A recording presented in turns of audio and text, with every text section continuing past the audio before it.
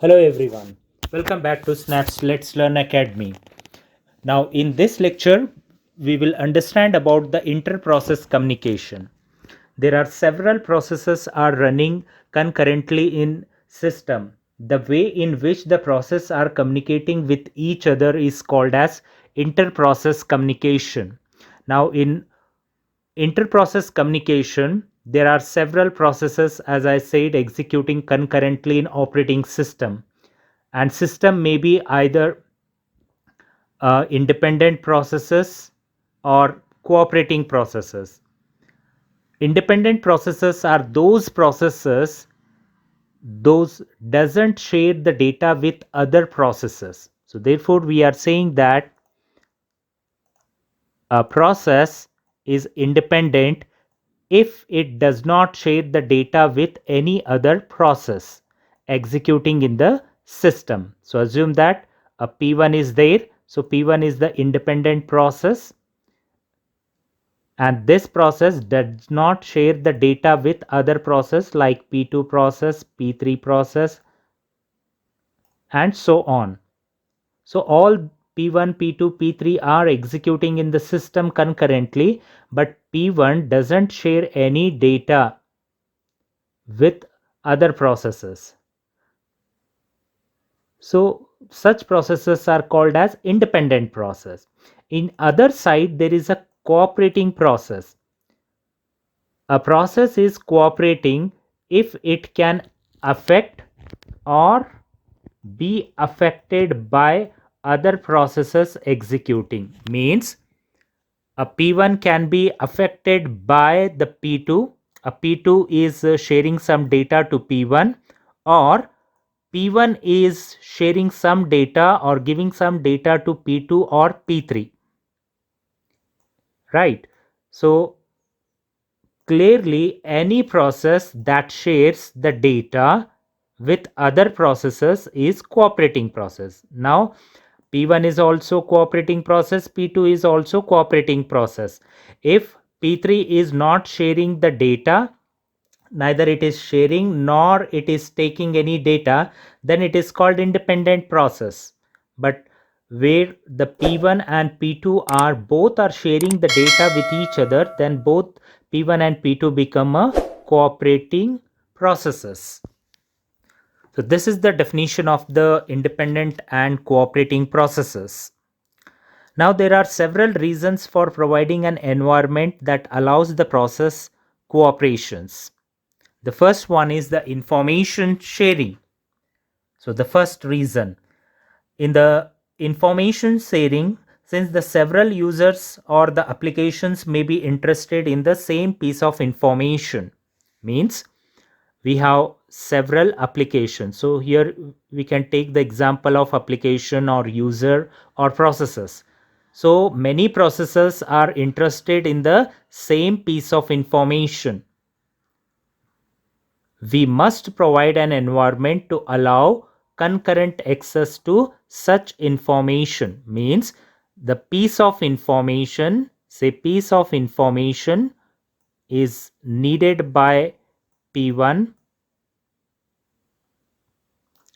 P2 and P3. Okay. So when we say the process cooperation, so when this data is shared by P1, P2 and P3. So this is the information sharing. P1, P2, P3, all these three processes or applications or users, we can say, are sharing the piece of information. So this is the meaning of several applications may be interested in the same piece of information. We must provide an environment to allow concurrent access to such information. So we are allowing concurrently to P1, P2, P3 to get access of this data. So this is the first reason for providing an environment that allows the process cooperation. The second is the computation speed up. if we want a particular task to run faster, we must break it into subtask. So we are dividing our task into subtasks, so each of which will be executing in parallel with the other. So notice that such speed up can be achieved only if a computer has multiple processing elements such as CPU or IO channels. So CPU or IO channels. So multiple means more than one. So here we have example of multiple processing cores. So in previous video also we had discussed about if we have physically one CPU, but logically we might be having 2 or 4 cores, right? Core are nothing but the logical division of the CPU. So if we have multiple processing elements like CPU, multiple CPUs or multiple CPU cores or IO channels, so we can increase the speed up of the computation. So we can break the task into subtask, and each subtask can be executed concurrently, and parallelly we can perform all the task with other task, and in such way we can speed up our computation. So this is the second reason for providing the environment which will allows the process cooperation. The third one is the modularity. Modularity means we want to construct the system in a modular fashion. Modular fashion means we are dividing our system into divide and conquer rule, and so that we are developing the system. So each module represents the subsystem. So such a way we are dividing the system functions into separate processes or thread. So with this also we can allow the process cooperation. The fourth one is convenience. Even an individual user may work on many tasks at the same time. Even individual user may work on many tasks at the same time. It means that a user is performing more than one task at a time. A user is editing, printing, compiling, downloading. So all these works are doing parallelly. So in this fashion also, this is also the fourth reason. Convenience is the reason that allows the process cooperation. So these are the 4 reasons we have for the process cooperation. All right, so cooperating processes require an IPC, interprocess communication, right, mechanism, which will allow them to exchange the data, right? So cooperating process requires IPC mechanism, which will allow them to exchange the data, that sends the data to and receives the data from each other. So as I gave the example of P1, P2, P3, they may exchange the data between them, and they may become a cooperating processes. They may send the data to and receive the data from others. Now there are 2 fundamental models of interprocess communications. The first one is shared memory, second is the message passing.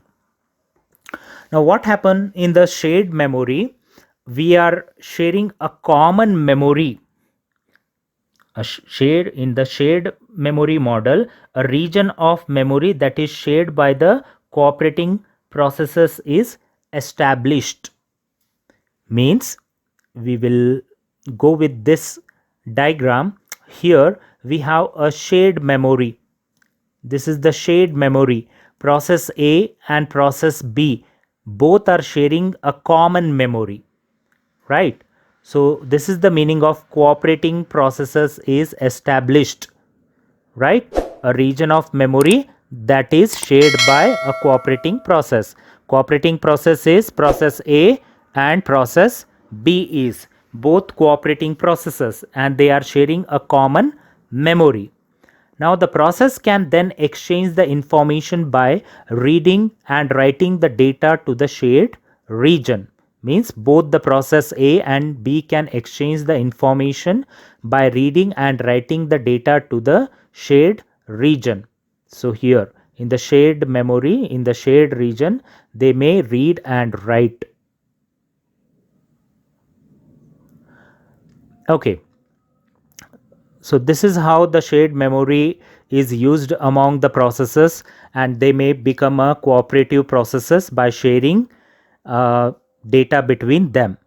The second one is the message passing.